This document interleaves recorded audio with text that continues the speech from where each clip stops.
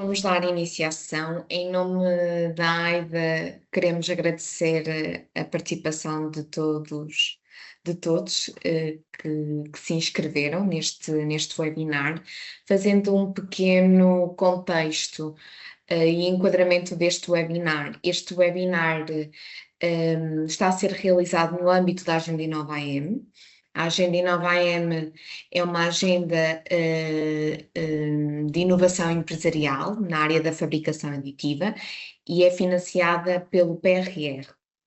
Este webinar insere-se na atividade que a AIDA CCI está a desenvolver no âmbito do Work Package 23, da promoção da Agenda Inova AM, e nós estamos a fazer a divulgação e a promoção da agenda a nível internacional.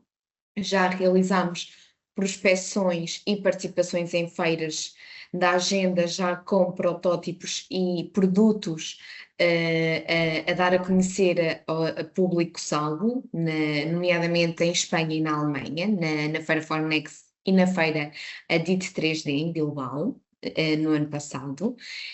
E para colmatar e para poder ajudar a que estes produtos consigam ser vendáveis nos mercados externos, nós estamos a realizar um estudo da fabricação aditiva, onde fazemos um enquadramento e um levantamento das empresas que compõem a Agenda Inova AM, e eles fazem este enquadramento.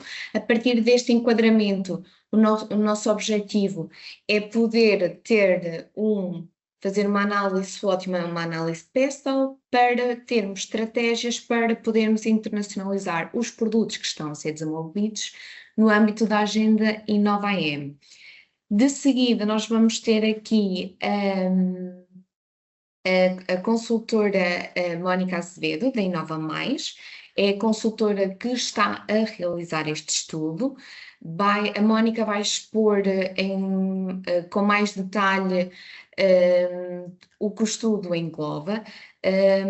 De seguida teremos a intervenção e o testemunho do engenheiro Francisco Mendes, da empresa Make It, e numa parte final teremos um momento de questões e perguntas. Estejam à vontade para colocar questões no âmbito deste estudo, bem como ao testemunho da empresa oradora deste webinar. Qualquer questão que também tenham para fazer a nós, da CCI, na parte final também o podem colocar. Deste modo, passamos a palavra aqui à Mónica Azevedo.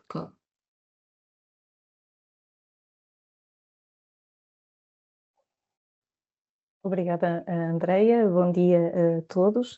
Peço apenas feedback se já conseguem visualizar o meu ecrã. Já sim. Já sim? Muito bem, obrigada. Mónica, só uma questão, Sim. peço desculpa. Claro. Que nos esquecemos de referir.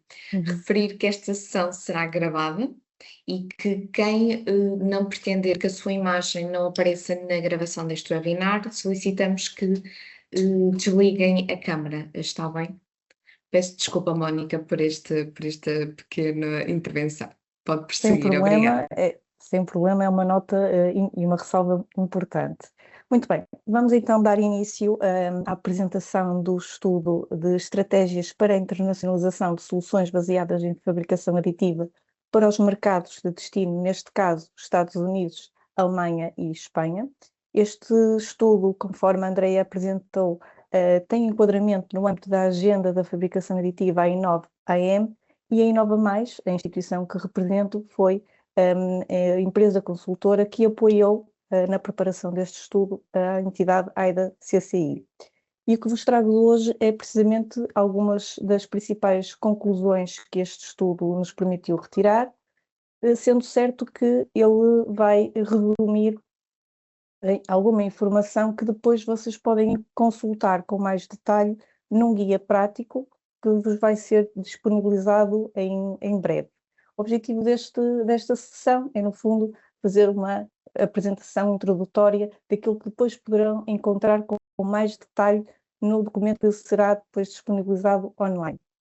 E para esse efeito estruturei esta apresentação em 4 momentos principais. Em primeiro, enquadrar-vos sobre quais são os principais objetivos deste estudo, o que é que ele pretendeu alcançar. Depois, referir-vos quais foram os produtos, os setores e os mercados-alvo que tivemos como premissas para fazermos realmente a orientação ao mercado externo. Falar-vos sobre algumas das principais barreiras que as empresas portuguesas encontram quando tentam abordar estes mercados e, por fim, então, como é que podemos ultrapassar essas barreiras com orientações estratégicas concretas que as empresas possam selecionar e adaptar aos seus planos de internacionalização. Então, no que respeita aos objetivos deste estudo, nós tentamos desde logo compreender quais são as capacidades existentes no nosso ecossistema nacional. Portanto, olhando para as nossas empresas, quais são as nossas capacidades produtivas e competências ao nível até de recursos humanos que Portugal tem nesta fileira, que é uma fileira vasta e complexa, da fabricação aditiva. Depois tentamos perceber quais são os principais desafios críticos à internacionalização e conseguimos perceber, por exemplo, que há desafios que são transversais a qualquer setor, independentemente de ser fabricação aditiva ou outro, e independentemente até dos mercados, mas também conseguimos perceber que quer a Espanha, quer a Alemanha, quer os Estados Unidos têm particularidades e, portanto, as estratégias, algumas podem ser transversais a qualquer setor, e outras têm que ser específicas de cada um destes mercados. Procuramos identificar também algumas oportunidades e tendências e, com base nisso, definir então estratégias para quem ainda não está nos Estados Unidos possa estar, portanto, possa entrar, e quem já está em algum destes mercados, como é que pode aumentar o volume de negócios, como é que pode consolidar a sua presença em cada um destes mercados. Portanto, o estudo vai apresentar estratégias não só para entrar, mas também para consolidar a presença em alguns destes mercados. E por último, também pretendeu identificar como é que podemos medir o sucesso do nosso processo de internacionalização. Portanto, devemos definir objetivos e, para perceber se os objetivos estão ou não a ser cumpridos, identificar uma bateria de indicadores com metas, para percebermos se alcançarmos ou superarmos metas, estamos, obviamente, a cumprir objetivos. Portanto, tentamos fazer um estudo completo, abrangente e que antecipa tudo o que são, de facto, planos estratégicos para a internacionalização e que seja, obviamente, útil para as empresas. Como é que trabalhamos, como é que desde o ano passado, salvo erro, outubro, novembro do ano passado até esta parte, estruturamos o nosso trabalho? Aquilo que vos trazemos, ele tem por base, por um lado, pesquisa back-office, portanto, estudos de mercado, conhecer o mercado a partir do nosso computador, digamos assim, mas também envolveu uma consulta, uma auscultação ao ecossistema. Como? De duas formas. No dia 24 de setembro do ano passado, nas instalações da AIDA CCI, fizemos um workshop prático que reuniu não só empresas, mas também algumas entidades do sistema científico que compõem a agenda numa sala e discutimos estratégias e discutimos desafios e formas como é que podíamos internacionalizar determinados produtos para o mercado-alvo. E também, em paralelo, realizamos um conjunto que excedeu as 30, portanto 32, para ser precisa, entrevistas a empresas que estão nesta fileira. Portanto, falamos com elas, procuramos identificar quais foram as dificuldades que encontraram, como é que as contornaram, como é que chegaram então ao mercado-alvo. E tudo isto foi informação útil para sistematizarmos e formularmos em orientações e práticas para serem úteis depois a todo o sistema. Todo este trabalho consubstancia-se então num documento que vos será disponibilizado online para que possam então conhecer as estratégias e adotá-las na vossa realidade. O que é importante terem em atenção? É que, apesar deste estudo ter sido realizado no âmbito de uma agenda com um consórcio empresarial definido e ter tido como ponto de partida produtos propostos na agenda, este estudo, estas orientações não se esgotam apenas às empresas do consórcio, ou seja, o quem não integra o consórcio, com certeza integra a cadeia de valor da fabricação aditiva e daqui pode também tirar estratégias para as incorporar. Mas no que respeita à agenda propriamente dita, que a maioria de vocês conhece, assenta essencialmente em 8 PPS. Nesta apresentação, para que eu possa ser um pouco mais concreta, em alguns exemplos que vou dar, vamos focar principalmente no PPS 6 e 2. Porquê? Apenas porque tive a informação prévia de que são os PPS que estão mais representados no quórum desta sessão. Mas, como disse, este estudo vai ser disponibilizado online e depois quem pertence ou tenha mais interesse no PPS 1 ou no PPS 4 vai encontrar estratégias para cada um destes elementos. Portanto, aqui vamos focar, quando for mais a fundo em algumas estratégias, nos equipamentos para fabricação aditiva, para produtos de grande porte, que em parte também toca um bocadinho depois do PPS 5, que é para de menor dimensão, e nos materiais para a fabricação aditiva. Notar apenas que quando falo nos materiais para a fabricação aditiva, estou a falar, por exemplo, nos filamentos ou revestimentos de materiais poliméricos, seja de base natural ou metálicos, ou até compostos termoplásticos. Quando falo nos equipamentos para a fabricação aditiva, são como exemplo extrudores, células de fabricação aditiva, outros equipamentos específicos. O nosso estudo foi, portanto, o que vos vai ser disponibilizado online foi este detalhe. Aqui vou falar de uma forma mais categorizada. Relativamente aos setores-alvo, os setores que foram abordados no estudo foram predominantemente o automóvel, moldes, alimentar, embalagem, saúde e metalúrgica e metalomecânica. Porquê? Porque são os setores que representam as empresas ou o perfil de atuação das empresas do consórcio. E quando pensamos em internacionalizar estas soluções nos Estados Unidos, na Alemanha ou na Espanha, temos que ter em atenção que é muito diferente internacionalizar para o setor automóvel nos Estados Unidos do que internacionalizar para o setor automóvel em Espanha. Portanto, as estratégias que são definidas setor a setor variam consoante o país alvo. Isto, obviamente, tem algumas estratégias que são transversais, mas outras são específicas. E devemos ter esta noção em consideração. Porquê estes 3 mercados? Alguns de vocês se devem perguntar. Bom, quando a Inova Mais foi solicitado o estudo veio condicionado por estes 3 mercados. E nós vamos tentar perceber o porquê. Porquê estes 3 mercados? Bom, de facto, estes 3 mercados são os que representam melhor o histórico que as empresas do consórcio já têm alguma experiência ou vontade de internacionalização. São mercados que são atrativos do ponto de vista do seu contexto social e económico, potenciam o efeito de arrastamento da economia, ou seja, uma vez estando a empresa inserida em algum destes mercados, no mercado alemão, no mercado espanhol ou no mercado dos Estados Unidos, obviamente o crescimento destes mercados arrastam positivamente qualquer empresa nacional que esteja inserida nestas cadeias de valor. E depois outros há a ver com a proximidade cultural e geográfica que temos, em particular a Espanha e também, em certa medida, a Alemanha. Assim como alguma similaridade ao nível do quadro fiscal e regulatório. Portanto, predominantemente estes são mercados atrativos e que oferecem oportunidades a Portugal.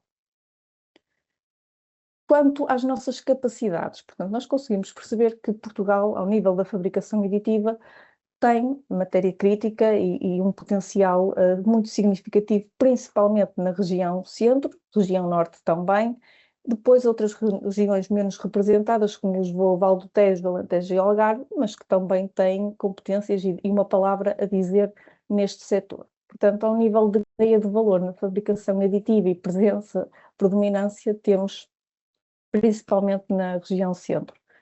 E somos um país que também, neste mercado, tem alguma significância. Portanto, no caso mais de 40 mil empresas e mais de 717 pessoas, 717 mil pessoas ao serviço, e com números de exportação na ordem dos 46%, dados de 2023, o que revela que há aqui ainda potencial de crescimento e de exportação para os mercados alvo aqui referidos. E quais são? Portanto, desde logo, os Estados Unidos, que na imagem podem ver onde se localizam os principais polos de fabricação aditiva, mas no estudo vão conseguir encontrar algumas nuances do que é que cada um destes polos contém.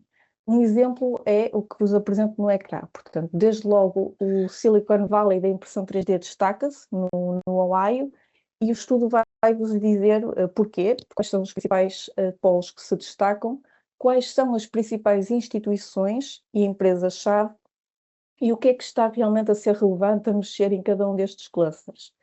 Através do estudo, e sendo o estudo um guia prático, vocês podem clicar sobre o link, a designação da empresa e serem diretamente encaminhados para o website destas instituições. Portanto, o guia, como prático que pretende ser, não só vos identifica os principais clusters da fabricação aditiva, como também depois vos direciona para os contactos que podem estabelecer e estreitar relações para o efeito da internacionalização. No caso da Alemanha, também sinalizamos quais são os principais polos que existem neste domínio, inclusivamente instituições não só empresariais, mas também do sistema científico e tecnológico.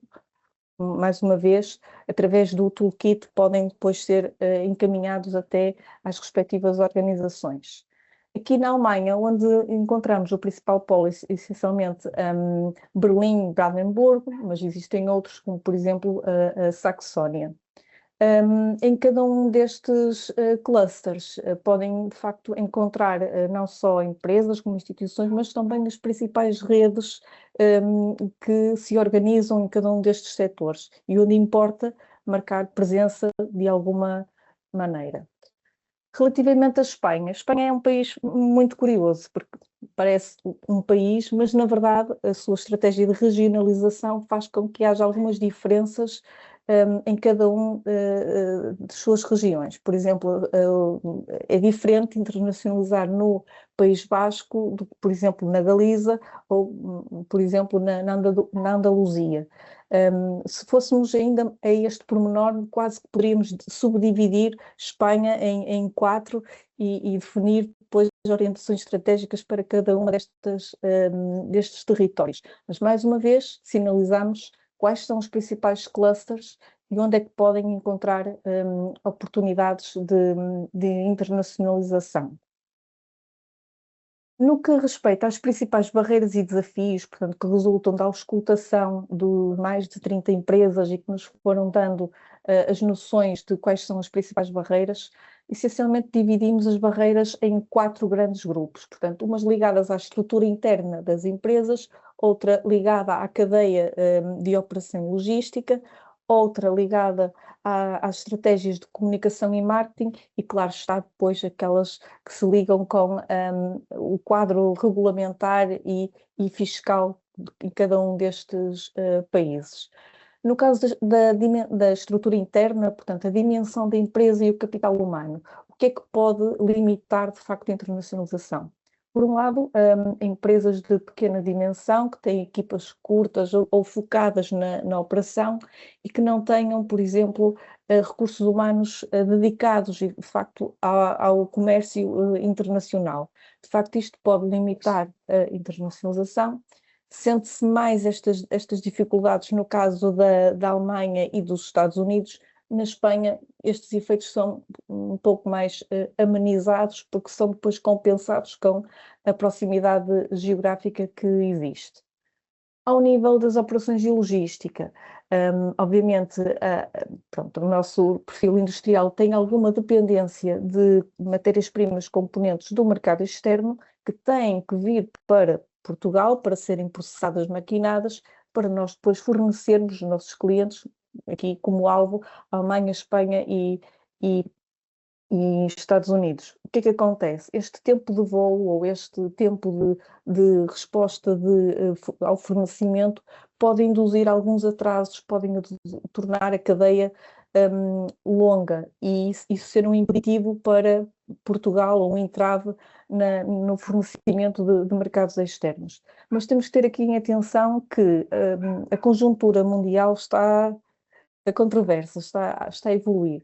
Temos aqui mercados cada vez mais protecionistas, o caso dos Estados Unidos é uma economia protecionista, mas a Europa agora também está a tornar-se protecionista, portanto, cada vez mais estamos com o compra europeu, com estratégias STEP, por exemplo, em que vamos apostar e investir forte em produzir as nossas tecnologias críticas para depender menos do fornecimento externo. Portanto, estamos numa conjuntura em que o compra europeu nos pode favorecer a nós, como parte desse consórcio europeu, e aqui termos mais oportunidades no que respeita ao fornecimento da Espanha e da Alemanha. Estados Unidos, temos esta controvérsia com as tarifas, com esta conjuntura da atual administração dos Estados Unidos, e tudo isto obviamente teve que ser tido em consideração. Um parêntese, a quando da realização deste estudo ainda não sabíamos, não antecipávamos a questão de Estreito de Hormuz ou guerra Israel-Palestina, não tínhamos ainda este conhecimento e, obviamente, à data já introduziríamos aqui algumas dimensões novas que atualizariam aqui algumas diretrizes e algumas conclusões deste estudo. Mas a conclusão tende sempre para o facto de se privilegiarem cada vez mais cadeias curtas e para a maior soberania europeia em diferentes tecnologias críticas e em que a fabricação aditiva também se insere. Relativamente às taxas regulatórias e fiscais, portanto, em parte já os referi, mas essencialmente há normas técnicas a cumprir e que obviamente temos que as respeitar para sermos um player válido na economia alemã, Espanha e Estados Unidos. Aspectos como a propriedade intelectual também de ter em consideração, porque, por exemplo, mercados como a Alemanha gostam de ter a sua copropriedade no desenvolvimento de uma determinada solução, porque isso garante depois que a solução que resulta também está alinhada com as normas e com a regulamentação que o país exige. Relativamente à comunicação e marketing, isto gira muito em torno do que é cultura e no que é cultural aproximamos-nos bem da Espanha e do Estado e da Alemanha, já com algumas diferenças mais notáveis relativamente aos Estados Unidos. Em termos de língua, de comunicação, entendemos, portanto, a nossa forma de nos converter a estes mercados é através do inglês, embora com a Espanha possamos falar nós em português e eles em espanhol e entendemos, mas essencialmente pode acontecer ao nível da linguagem mal entendidos ou interpretações incorretas devido às traduções que são realizadas. Relativamente à comunicação e marketing, obviamente se pretendemos marcar presença no mercado alemão, temos que nos fazer entender em inglês, mas se comunicarmos ou se tivermos uma plataforma de tradução também em alemão, vão privilegiar e vão ficar agradados, obviamente, com tal. Portanto, tudo isto são algumas... Estas barreiras deram-nos, no fundo, algumas pistas dos entraves e, então, se há entraves, como é que vamos ultrapassar? E vamos, então, às principais orientações estratégicas que vos trazemos, no fundo, uma compilação, um resumo, que depois podem ver com mais detalhe no toolkit, no guia prático que vos será disponibilizado. Só dizer que é natural que vos surjam dúvidas, questões, pedia que fossem anotando e depois no momento mais adiante de perguntas e respostas terei todo o gosto em esclarecer. Portanto, como referi logo no início da apresentação, há estratégias que são muito transversais, portanto, são estratégias que se aplicam tanto aos Estados Unidos, à Alemanha e à Espanha, mas também se aplicam, por exemplo, à Bélgica ou à Polónia, que não foram aqui contempladas, porque são, de facto, estratégias de internacionalização transversais. Mas cada um destes mercados tem características e propriedades específicas que devem ser tidas em consideração e, além da camada de orientações estratégicas transversais, temos que ter algumas desenhadas, definidas à medida de cada um destes mercados. Por exemplo, no caso dos Estados Unidos, nós percebemos que eles têm uma grande, além de serem altamente protecionistas, vamos ultrapassar essa parte, são muito exigentes no que respeita a certificações, à propriedade intelectual, e ao foco em alta tecnologia.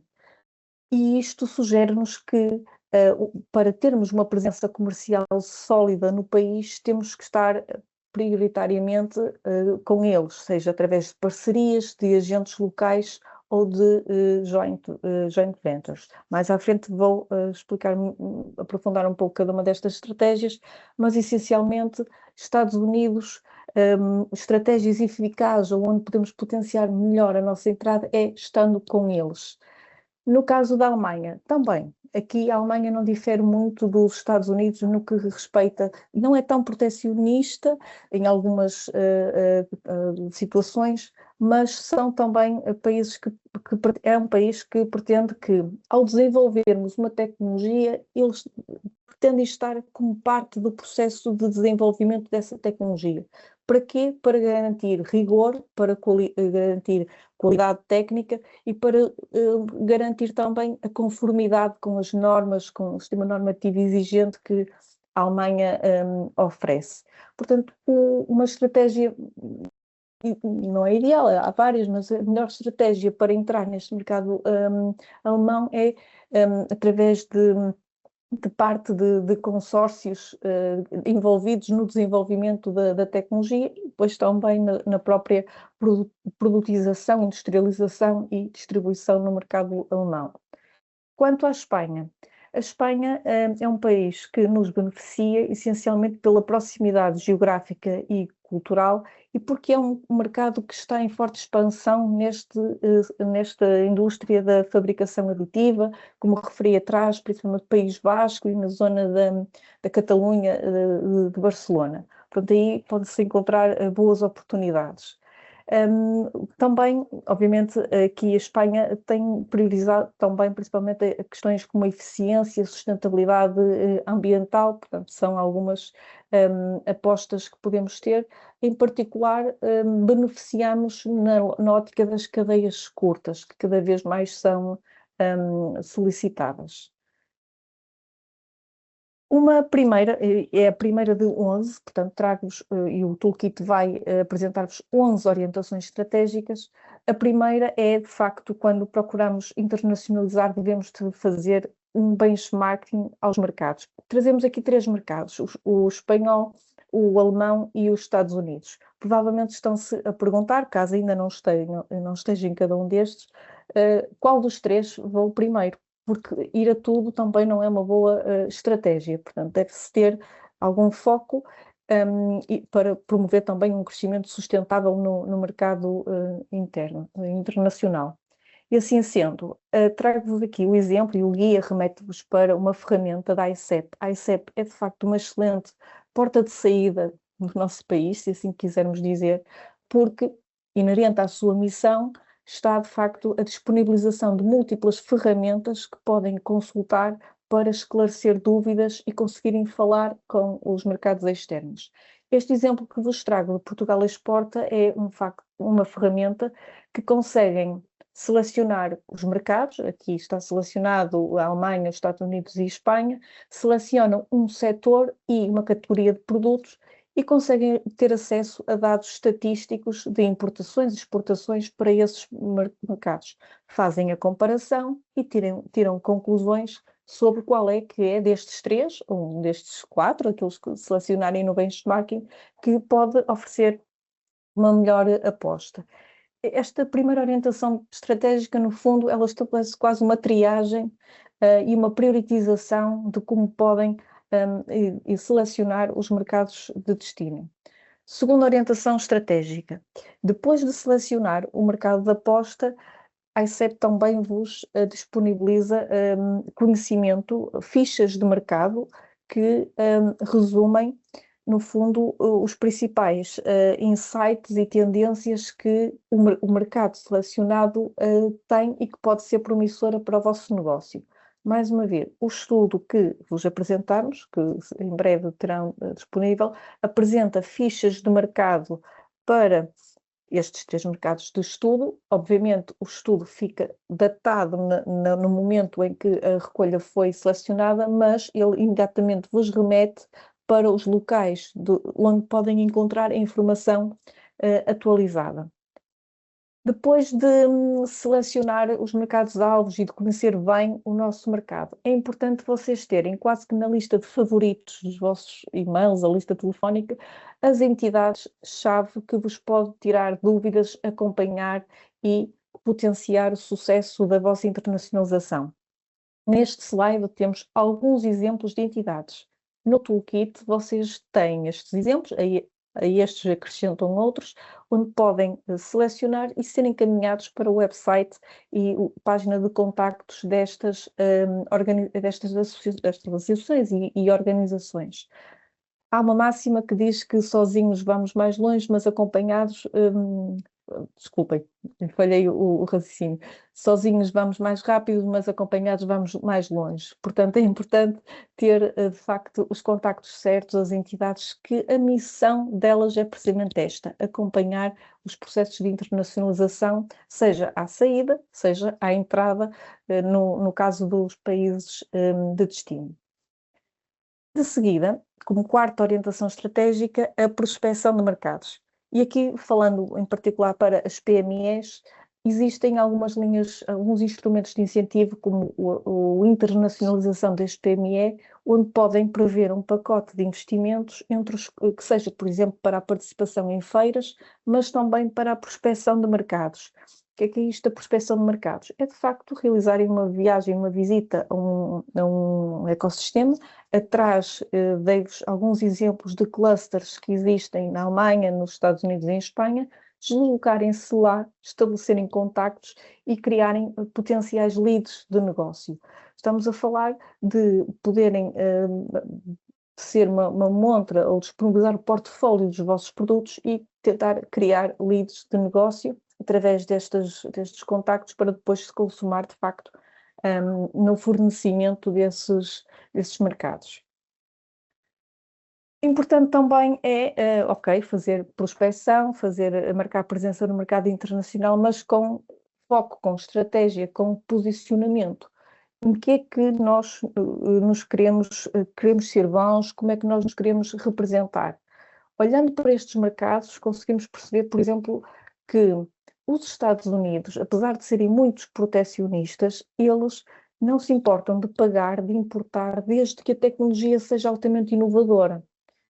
E isto é um sinal que nos faz pensar, porque se efetivamente tivermos uma solução inovadora, ímpar, temos de facto chance de despertar o interesse do investimento norte-americano na nossa solução. Portanto, a diferenciação tecnológica deve ser sempre algo que devemos perseguir para de facto ter o máximo de chance de introdução no mercado. A qualidade e certificação, obviamente, quando nos queremos posicionar como um fornecedor europeu de confiança, e também, agora cada vez mais em voga, as práticas de ecoeficiência e circularidade.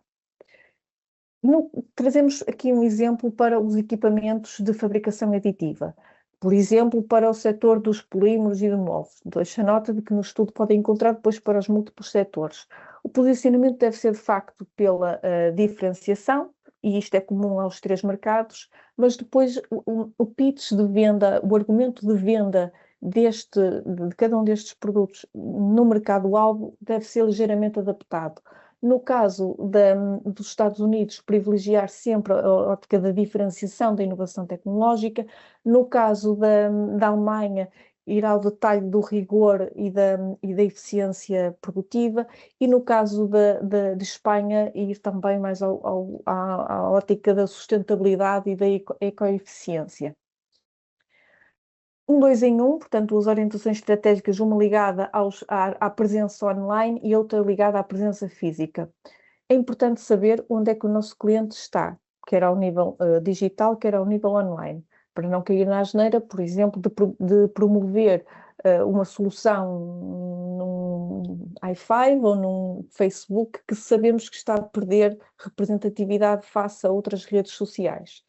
É importante, além de selecionar bem os canais de comunicação online, seja ao nível do website multilingue, também as redes sociais nos canais certos, provavelmente num B2B, algo mais profissional como o LinkedIn. E outras estratégias em paralelo, como a monitorização do tráfego de acessos, portanto, qual é a parte do mundo ou as regiões que mais estão a consultar o nosso site. Isso permite-nos tirar conclusões sobre onde é que devemos então canalizar os nossos esforços para a internacionalização.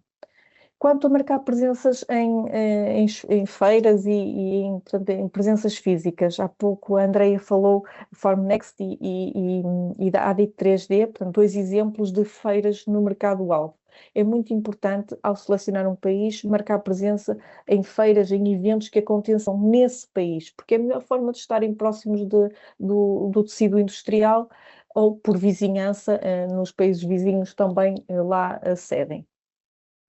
Quando olhamos depois, por exemplo, para o toolkit, vão encontrar para cada produto, para cada mercado, para cada setor, quais são exemplos de feiras, exemplos de revistas de publicação técnica, onde podem fazer, por exemplo, escrita em coautoria com entidades do país de destino, para que o vosso nome, a vossa marca, comece a marcar presença também na imprensa e em revistas técnicas especializadas dos locais. É uma forma também de começarem a alimentar e a ganhar nome nestes países. Mais um dois em um, portanto, estratégias para entrar em novos mercados e estratégias para consolidar. Esta árvore de decisão, que encontram com detalhe e explicação no toolkit, permite-vos conduzir, no fundo, o vosso processo de decisão. Importa perceber, desde logo, se vão internacionalizar com disponibilidade financeira para fazer investimento próprio ou não. Há sempre investimento associado, mas aqui mais contido. E depois perceber se pretendem controlar ou delegar esse processo de internacionalização. Se seguirem com investimento próprio e com vontade de controlar todo o processo, a recomendação é a de abrirem uma sucursal ou uma filial no país de destino. Obviamente é mais custosa de todas as estratégias que aqui estamos a trazer. Se entram com investimento, mas não pretendem ter o controle, então terão que se associar a outra entidade local e daí criar a joint venture. Caso o investimento seja contido e pretendam entrar nos países-alvo com controle, pode ser através da exportação direta, provavelmente mais difícil, mas pode ser facilitada depois com agente e distribuidor. Ou através, no caso de delegarem, através de licenciamento, franchising ou exportação indireta. Algumas estratégias para internacionalizar equipamentos de fabricação aditiva, portanto, se for a primeira vez que vão vender um equipamento aos Estados Unidos, aconselhamos a exportação direta ou indireta. Indireta é quando ele é incorporado num produto de outra empresa nacional e essa empresa nacional é que faz a exportação. Ou no caso de pretenderem consolidar vendas, portanto, já estão a vender equipamentos para os Estados Unidos, mas querem vender mais, muitos mais, então talvez faça aí sentido, uma vez já tendo presença, a abertura de uma filial ou sucursal. Isto foi um exemplo para os Estados Unidos, podem encontrar caso a caso especificamente no toolkit para os demais produtos. Quanto o que é essencial e como referi, para não repetir a máxima, é importante estarmos com os recursos e com os parceiros certos. E o estudo indica-vos alguns exemplos de parcerias que devem reunir, tanto nos Estados Unidos, na Alemanha ou na Espanha, para facilitar e promover, de facto, o acesso a este mercado. No caso, por exemplo, dos equipamentos de fabricação aditiva, para o setor da cerâmica, por exemplo, conseguem ter como exemplo a 3D Potter ou a G7, No caso dos polímeros e moldes Cincinnati, mais uma vez, ao clicar sobre ela, são direcionados para os respectivos sites. A Alemanha, o mesmo princípio, portanto, para internacionalizar equipamentos no setor da cerâmica, quais os parceiros aos quais nos devemos associar e qual é a natureza, a finalidade dessa parceria. Para finalizar, o mesmo para a Espanha, a lógica para determinado produto e determinado setor, quais são os parceiros ideais para nos associarmos e conseguirmos, de facto, alcançar o mercado internacional. Com tudo isto, chego, ainda antes de terminar, a um ponto que é importante, como referi, como é que podem medir o sucesso da aplicação das vossas estratégias de internacionalização. Muito brevemente, através de indicadores. No estudo, podem encontrar uma lista de indicadores que selecionam e definem metas. A nossa sugestão é que definam, por exemplo, estamos em 2026, definam metas, por exemplo, para 2028 e para 2030. Em 2028 conseguem ver quais são as metas que já estão a superar e aquelas em que estão aquém, para poderem direcionar melhor os investimentos da vossa estratégia de internacionalização. E agora sim, chego ao fim, estou certa de que terei levantado aqui algumas questões e terei todo o gosto em as esclarecer a seguir à frente no momento de perguntas e respostas. Peço desculpa estes 5 minutos que não que vejo que são adicionais e pretendo agora recuperar. Muito Obrigada. obrigada, Mónica, pela tua intervenção. Estamos certos, depois, no momento de questões e perguntas, vamos pedir aqui a todos os participantes que coloquem as vossas dúvidas, inclusive, como a Mónica referiu, e só vou abrir aqui este parênteses, os PPS que são referidos na apresentação estão altamente relacionados com a presença dos participantes do consórcio da agenda neste webinar, sendo que o estudo tem como alvo para todos os PPS, está bem? Só fazendo esta ressalva. Agora passamos a palavra ao engenheiro Francisco Mendes, da Make It. Ora, viva a todos, muito obrigado pelo convite. Portanto, o meu nome é Francisco Mendes. Eu vou aqui, antes de mais, partilhar aqui a apresentação. Acho que já estão a ver, correto? Sim. Pronto, estou aqui em representação da Make It Product R&D, a minha mais recente empresa, já tem cerca de 7 anos, mas na prática o convite foi-me dirigido por causa dos últimos 15 anos, desde que iniciei o meu trajeto, identifiquei um nicho, uma oportunidade de mercado na impressão 3D, já em 2009, na altura, precisamente pela queda de patentes, curiosamente, as inovações, não só tecnológicas, mas inovações de mercado, ou oportunidades de mercado, se estivermos atentos, às vezes podem ser por mercados dominantes, que a tecnologia já é antiga, temos que recordar que ela foi primeiramente testada e colocada no mercado e criadas patentes na década de 80, e teve locked-in por duas empresas, 3D Systems e Stratasys, durante mais de 20 anos tiveram esse mercado só para eles próprios e curiosamente não os conseguiram desenvolver, embora sejam líderes e sempre foram no mercado e grandes empresas, ainda assim estavam a limitar o desenvolvimento do mercado por causa de terem essas patentes. Então, por volta de 2006 ou entre 2006 e 2009, as primeiras patentes foram caindo, e isso permitiu a possibilidade, quem esteve atento, e eu fui pioneiro nessa área a nível mundial, foi tentar identificar como é que se podia então fazer a inovação, e vou partilhar um bocadinho desse trajeto. Vou partilhar um bocadinho como é que a Viverio Creative foi desenhada para mercados internacionais desde o primeiro dia, mas para chegar à Viverio Creative necessitou de um financiamento de 3 milhões de euros já em 2012, portanto desde 2009 até 2012 teve que haver algum trabalho para lá chegar. Vou também partilhar como é que a manufatura aditiva acelera o desenvolvimento de produtos de valor acrescentado, porque assim não se pode pensar em atingir um mercado se não se perceber primeiro qual é obviamente, qual é o hook, qual é a oportunidade, como eu estava há bocado a referir, e exemplos como é que a Make It Product R&D na atualidade usa a manufatura aditiva para criar produtos para clientes internacionais. Na verdade, 100% dos projetos que desenvolvemos, se não tivéssemos, e quando falamos de uma manufatura aditiva, não podemos falar só em equipamentos, estamos a falar de soluções integradas, que muitas vezes estamos a falar desde como é que se transforma uma ideia, através de ferramentas digitais de desenho, se vê quais são os materiais adequados para essa mesma solução, quais são os processos então de fabrico e quais são os processos de desenvolvimento do produto, porque se esses falharem, não adianta termos impressoras ou termos materiais, o processo aqui nisto tudo é bastante importante. Então eu vou dividir isto em duas partes. Há um antes e depois da Be Very Creative, claramente nestes últimos 15 anos.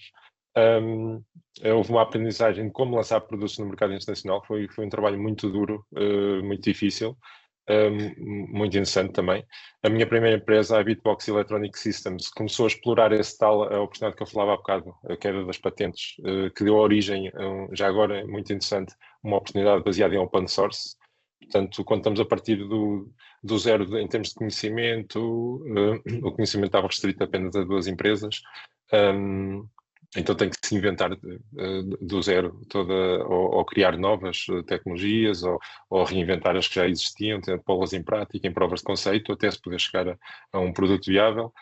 E aqui a Bitbox Electronic Systems eu vou mostrar como é que fizemos isso com um baixo custo, no período de um ano, lançando no mercado um kit do It Yourself, que foi desenhado de propósito para explorar como é que se lança um produto no mercado internacional. E esse trabalho de um ano, é que depois deu origem ao levantamento de 3 milhões de financiamento para criar a Be Very Creative e criar um produto de maior valor acrescentado e massificado para o mercado internacional.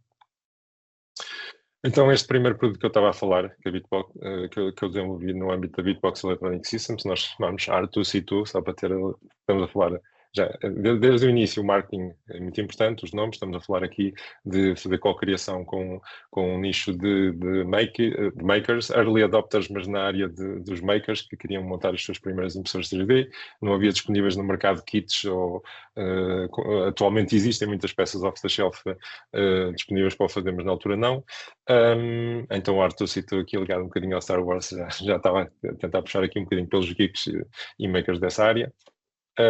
E o que é que nós fomos fazer? Curiosamente, fomos aplicar, inventar e descobrir processos que hoje em dia estão descritos no Lean Startup, que é um livro do discípulo do Steve Blank, um empreendedor de referência nos Estados Unidos. Mas esse livro só entrou no mercado em 2012. E, portanto, nós em 2011 estávamos a fazer essas experiências, que eram o quê? Antes de desenhar o produto todo, fabricar e mandar para o mercado e esperar ou fora da besta, nós não sabíamos o pricing, muito importante, para nós só tinha utilidade, não ganhamos competir com os Arduinos de 20 euros, este produto atingiu o mercado com 250 euros, para o que é extremamente caro, estamos a falar de uma placa eletrónica isolada, um kit, não é um produto final. E como é que nós descobrimos que podíamos colocar esse preço no produto? Não tínhamos hipótese nenhuma, porque é um produto inovador, então estamos a entrar primeiro no mercado, eu tenho que ter alguma estratégia de validar isso antes. Para além disso, eu tenho que fazer uma validação do MVP, qual é o mínimo viable product, quais são os requisitos realmente que esta comunidade que no fundo está a nascer, está a surgir, se eu errar nesses requisitos, eles não vão comprar o produto. Então o que é que nós fizemos? Na prática, nós criamos a comunidade. Os early adopters foram criados por nós, através da fomentação de open source, informação, esse nicho de comunidade. Usámos uma série de instrumentos, obviamente lançar websites, através dos websites tínhamos métricas uma descoberta muito interessante através do Analytics do website, é que 50% do tráfego vinha dos Estados Unidos.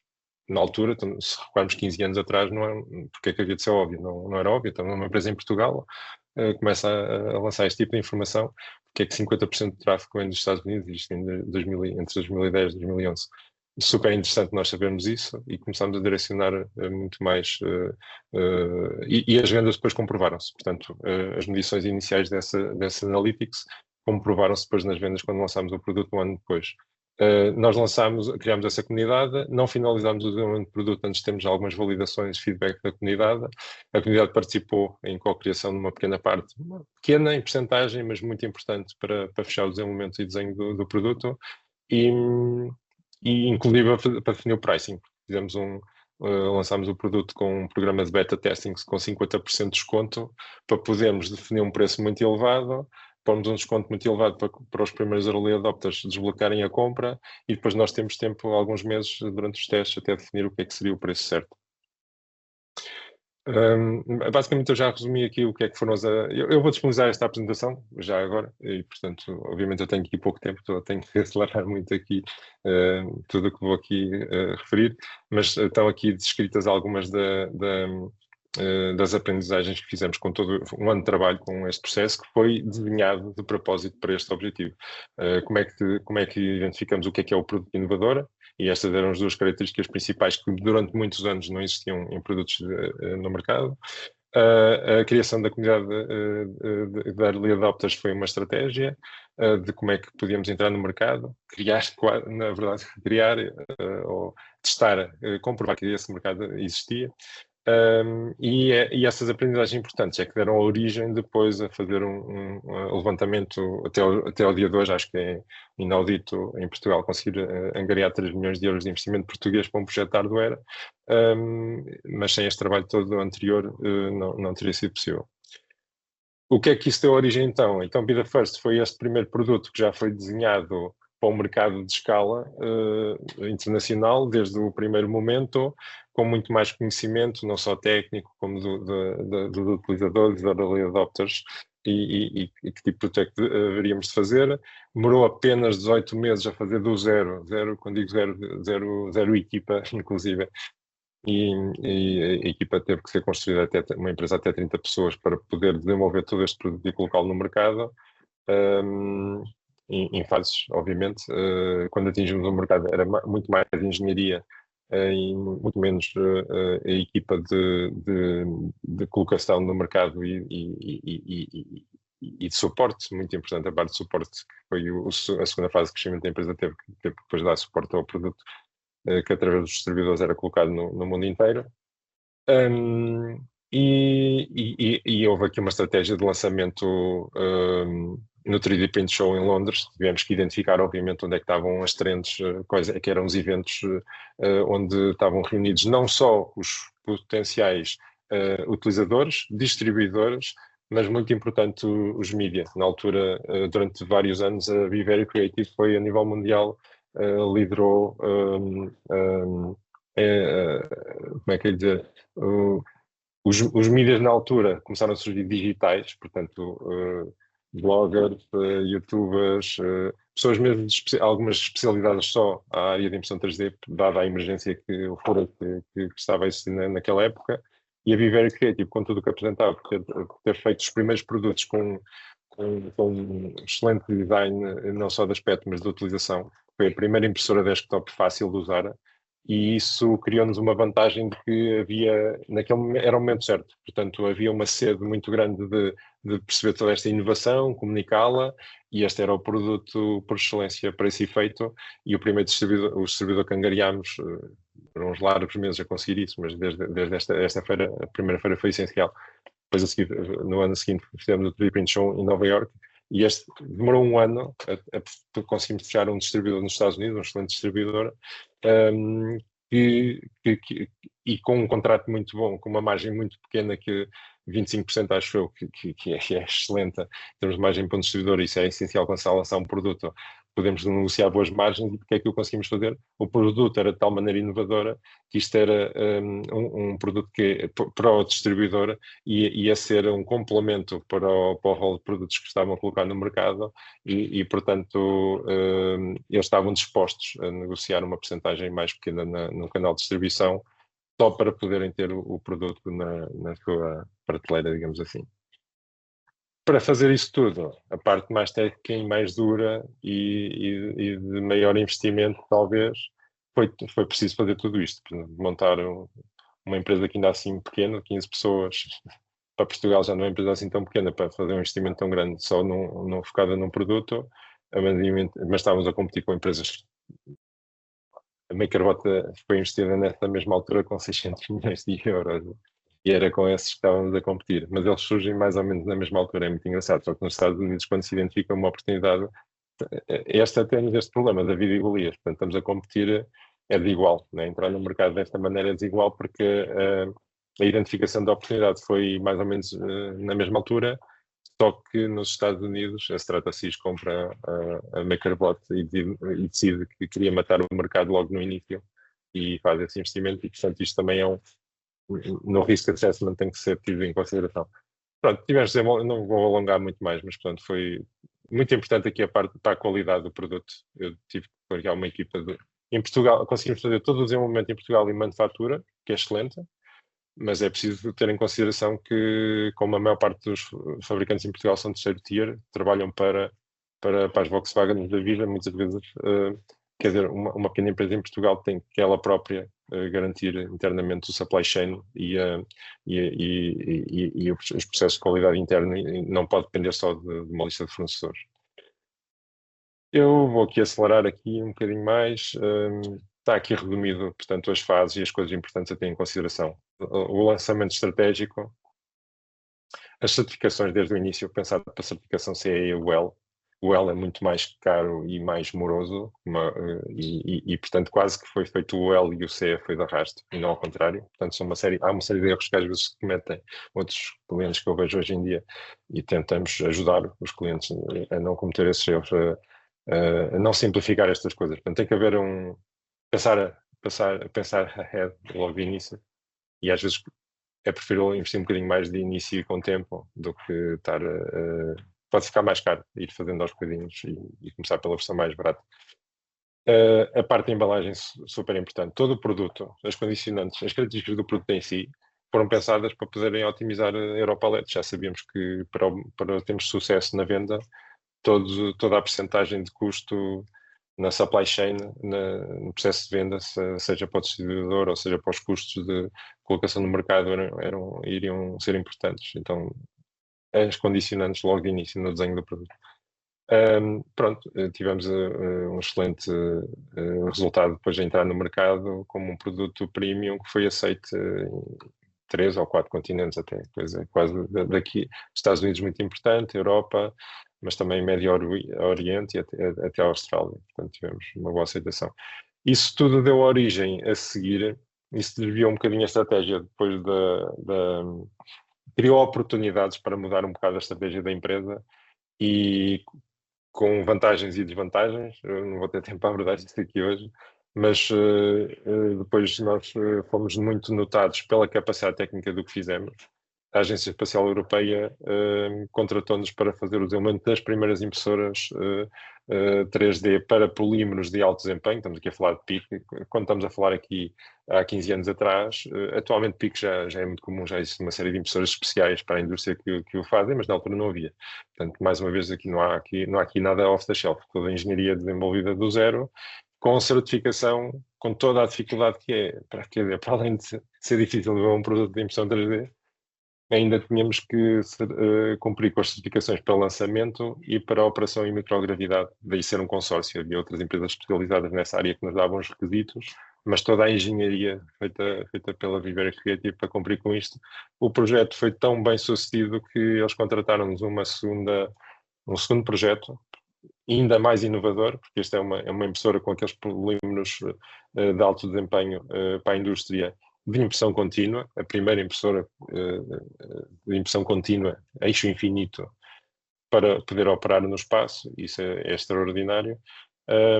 O que é que eu diria que se eu tivesse de dar aqui a relevância a uma dificuldade, tecnicamente provámos que em Portugal temos essa capacidade, e a Viveira Creative em particular era um projeto internacional com estas capacidades de trabalhar a este nível.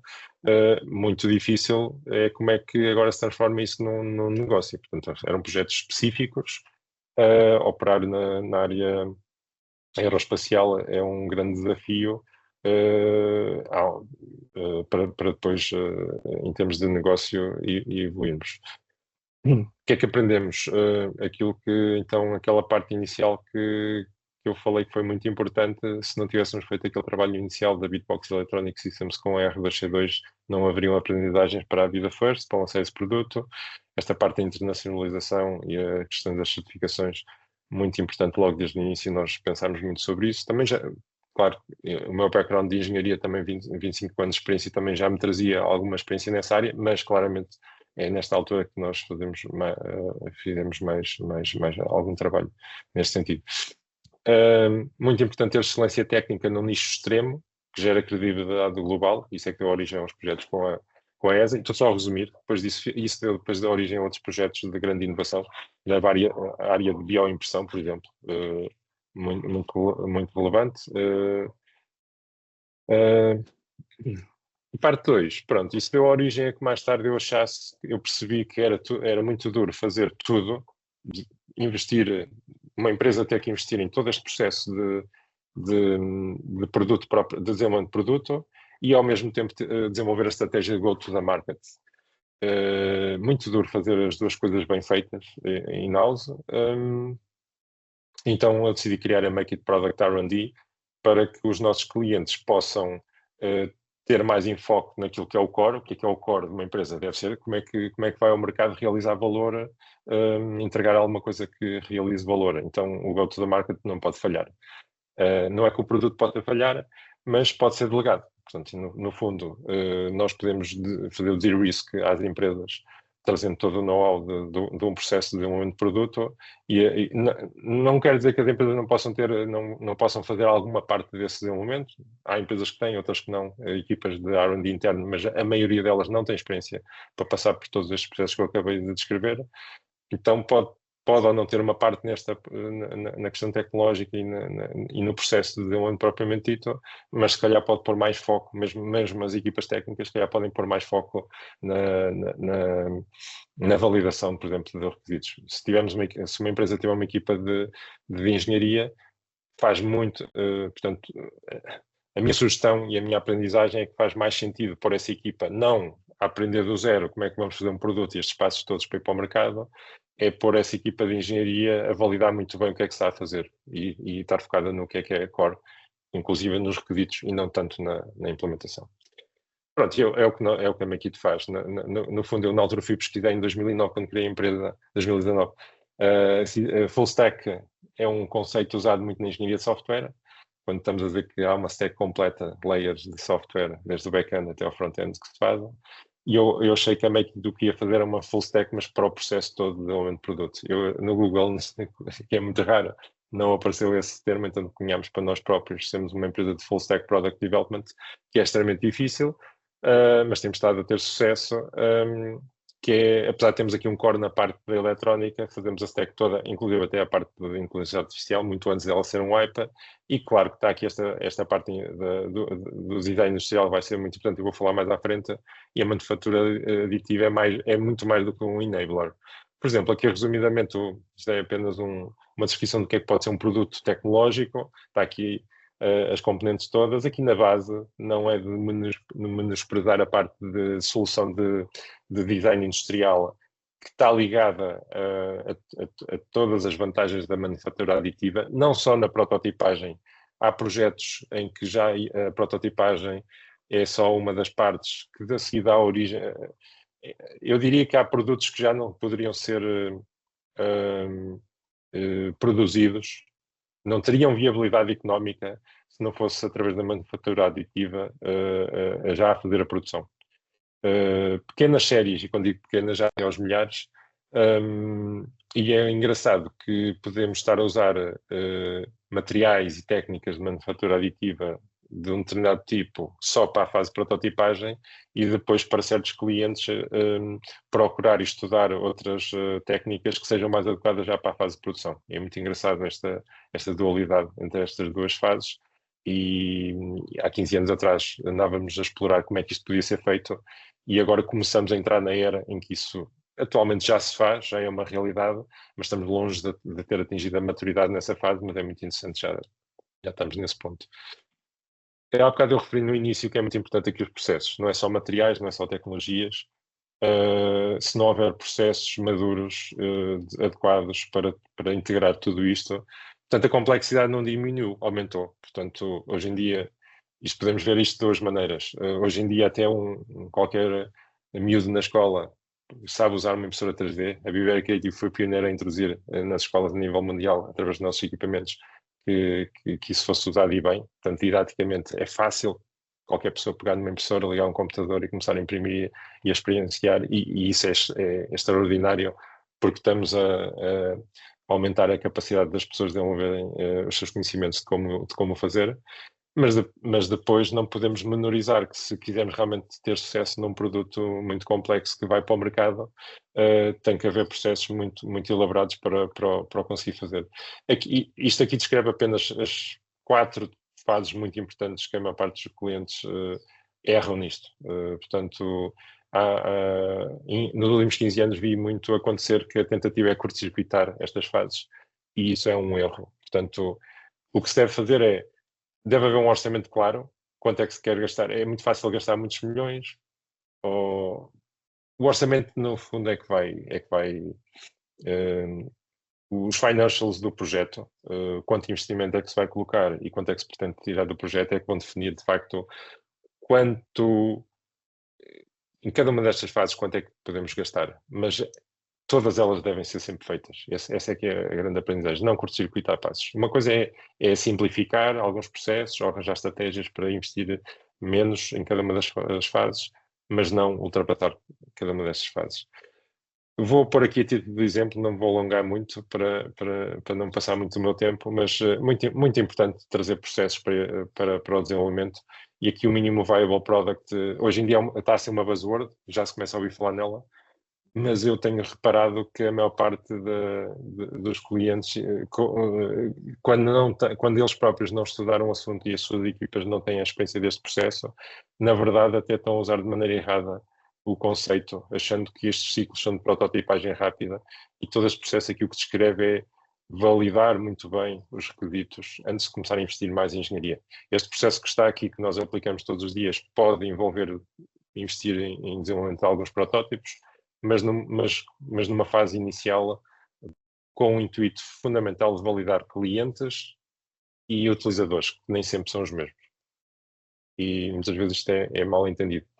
Depois, a seguir a isso, mais outros processos que tem quem estuda ou trabalha ou põe em prática na área de design industrial, mais especificamente, ou na área de desenvolvimento de produto. São processos conhecidos, mas mais uma vez, as equipas, nós trabalhamos com muitas empresas, algumas delas com histórico de 70 anos já, portanto estamos a operar junto de startups e empresas, algumas já grandes, que são antigas, mas nos últimos 10, 15 anos é que começaram a fazer produto tecnológico. Desse ponto de vista, são semelhantes, curiosamente, em alguns aspectos. Podemos comparar as dificuldades e todos os desafios para uma startup que está a fazer pela primeira vez um primeiro produto e está a montar uma equipa, e muitas vezes uma empresa madura, mas que só há poucos anos é que tem capacidade de R&D interna e está a fazer a desenvolver alguma tecnologia. E quando quer fazer um produto do zero complexo, muitas vezes eu identifico que há falhas de conhecimento nestes processos internos. E, portanto, aqui mais uma vez é importante. Aqui é um exemplo, eu não vou alongar nisto, é um projeto, obviamente que a impressão 3D aqui foi fundamental, desde metal até resinas, todo tipo de polímeros, elastómeros. É importante conhecer a panóplia de materiais e tecnologias que estão disponíveis para depois podermos adaptar a cada projeto. Neste caso em particular, aqui apenas, vou dizer o apenas entre aspas, apenas foi usado como enabler, como ferramenta para a prototipagem, mas mais uma vez aqui o processo. Portanto, tem que haver um processo digital, tem que haver ferramentas associadas, tem que se perceber muito bem a validação inicial, e é um produto, este não é o melhor exemplo, mas podia perfeitamente ter evoluído para quando chegasse à fase de produção, para poupar em tooling, haver algumas peças fabricadas por manufatura aditiva, mesmo para produção em massa. Isto era um projeto que, se tivesse avançado para a fase seguinte, teríamos a falar de 4 mil peças, que é uma quantidade relativamente pequena para a área de injeção. Aqui nesta área da robótica, que temos também boas capacidades, o que tem de interessante aqui é nós termos provado para nós próprios, e isto é um exemplo de um projeto em que queremos demonstrar aos clientes o potencial da impressão 3D e manufatura aditiva. Aqui pelo menos, neste caso em particular, apenas foi usado FDM, mas 2 tipos de materiais diferentes funcionais. Estas rodas assim um pouco estranhas, são diferentes do normal, que nos dão aqui grande grau de liberdade no movimento do robô, obrigavam a ter aqui 2 materiais diferentes. E aqui estes roletes aqui, que são pequenas rodinhas, este material cinzento, isto também é impressão 3D e é um material funcional, é um elastómero, tinha que cumprir uma função diferente do resto da estrutura e, portanto, muito importante, foi importante para nós conhecermos já de antemão que materiais é que podíamos usar e foi possível uma pequena equipa de três engenheiros e um design industrial em 15 dias, todo o desenho, dimensionamento, e isto aqui não é só, eu tenho que explicar que pode parecer de repente que é um brinquedo, isto é um carro autónomo, aqui está um vídeo muito simples em demo, mas nós queríamos demonstrar que era possível desenvolver um carro autónomo, isto já em 2022, portanto agora já começa a haver um hype sobre pequenos robôs autónomos, na altura ainda não, e queríamos provar que em 15 dias todo o dimensionamento mecânico e prototipagem foi possível, demonstrando que também é modular, todo o desenho digital permite criar plataformas que depois sejam feitas à medida das aplicações finais. Aqui um outro caso em que, por exemplo, esta mão que está aqui, tenho pena de ter imagens mais técnicas, dado aqui o webinar do que se trata, mas foi aqui um grande desafio. Qual foi o desafio aqui? 2 ou 3. Para já, mais uma vez, todo o desenho mecânico foi feito para nós. Estamos aqui uma mão com 4 graus de liberdade, mas já foram precisos usar aqui 3 tipos de materiais diferentes. Impressão com resinas, usar resinas e polímeros, elastómeros,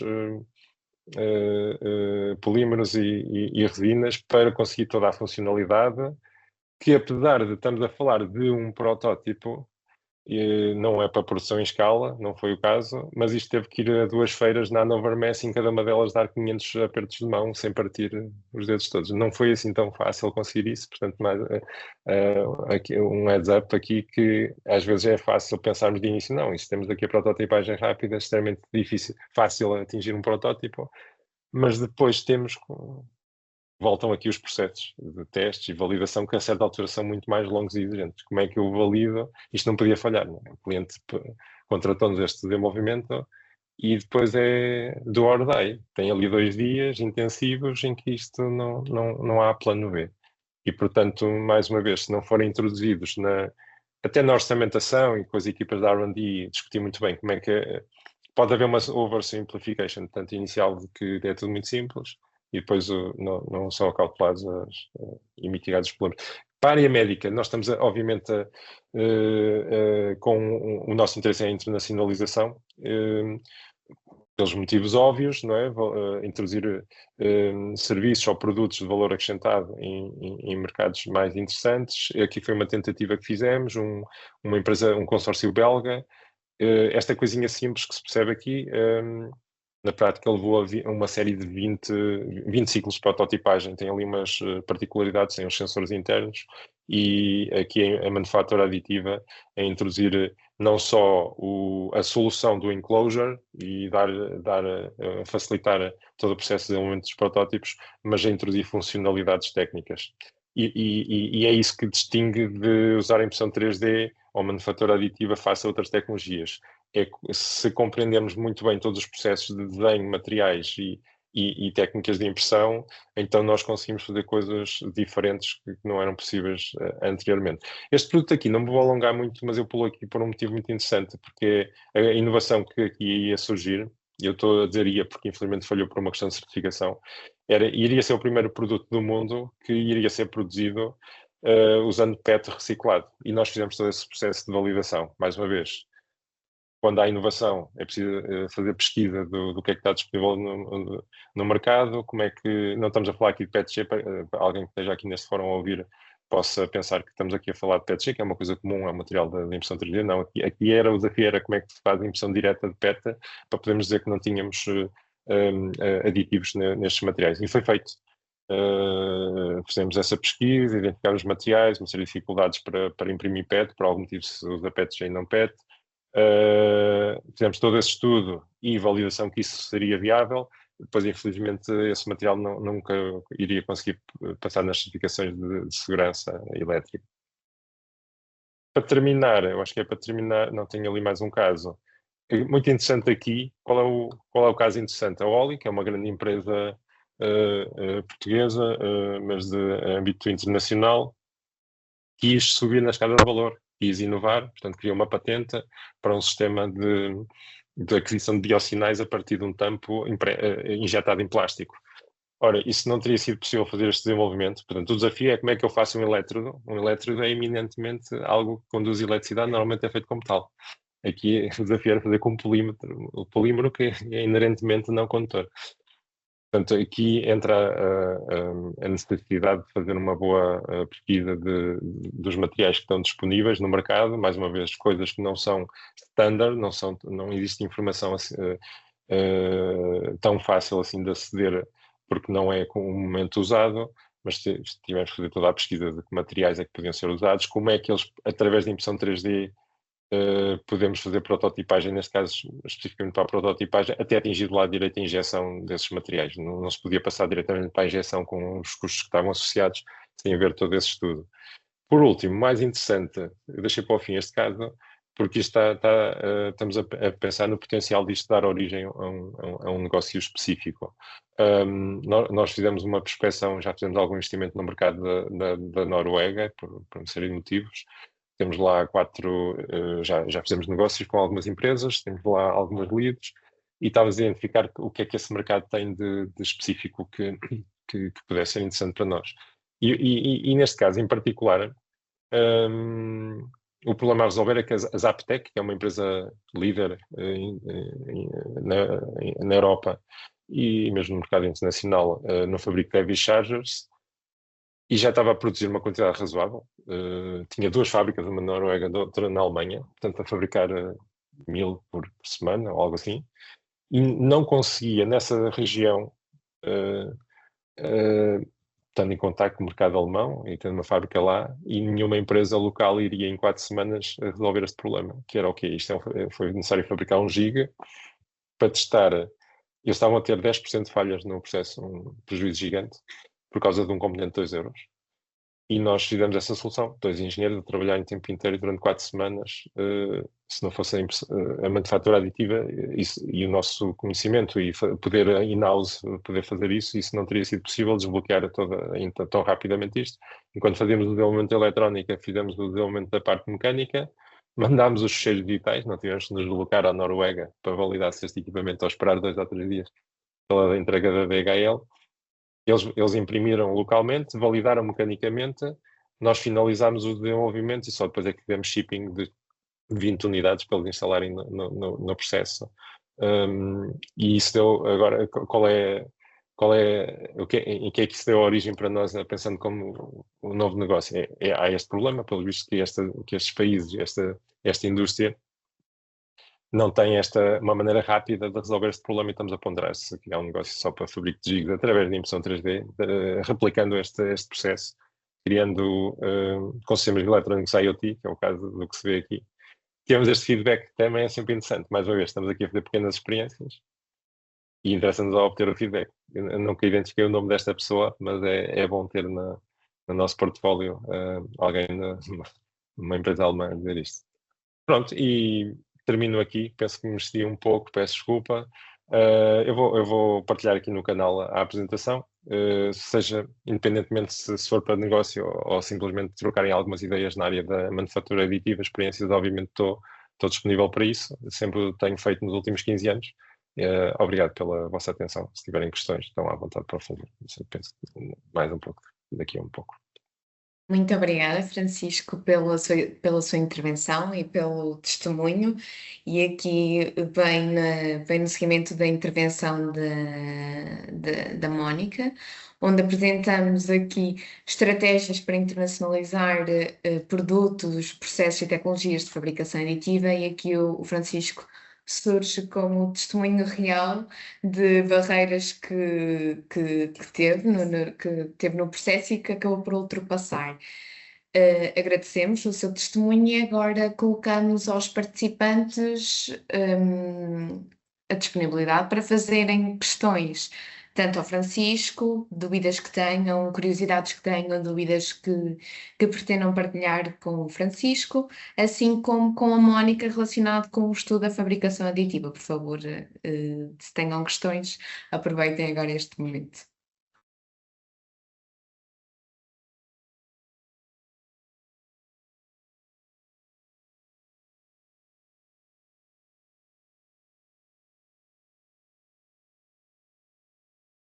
Se algum participante quiser depois fazer alguma questão por e-mail ou através da conversa, ou se quiserem fazer ao Francisco ou à Mónica diretamente, nós depois partilharemos as apresentações, bem como os e-mails, e podem fazer as questões diretamente com eles.